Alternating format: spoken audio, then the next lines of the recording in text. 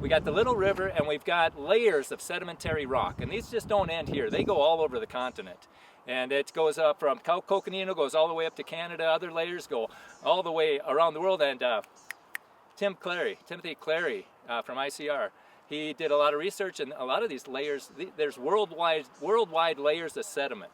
So that had to be laid down with a worldwide flood, because there's no process today that's laying down worldwide sediment.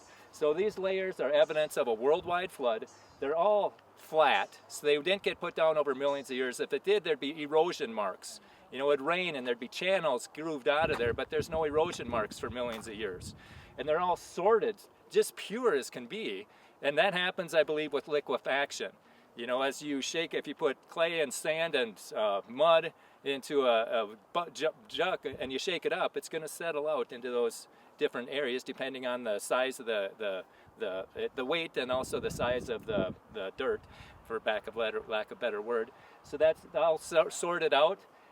And then, but they're not telling you about those layers. They'll tell you what layers are here, but they don't tell you which layers are missing. You know, from the geologic column, it goes from the Cambrian to the Ordovician to the Silurian to the Devonian, and it doesn't do that here. Here it just goes from the Cambrian to the Devonian. It's missing the Ordovician and the Silurian. It's missing here, and that's supposed to take 72 million years. 72 million years just didn't happen here. And then the Tapete sandstone, that's supposed to be 500 million years old, and that's laying directly on the basement rock, which is supposed to be 1.5 billion years old. So what happened between that? Well, there's a billion years missing there. And also what you can't see here is there's layers. These layers are flat going across, but there's also slanted layers underneath them. How did that happen?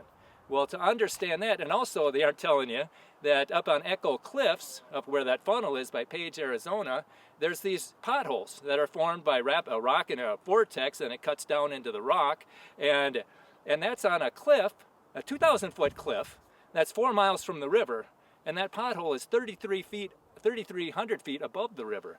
How did that happen?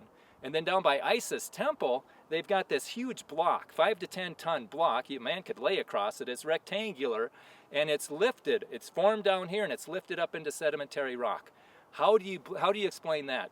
You know, from blind chance perspective, the Big Bang and evolution. How do you explain that over millions of years? How did that 5 to 10 ton rock get lifted up? Okay, and there's more questions we could ask, but to answer these, we need to understand the hydroplate theory.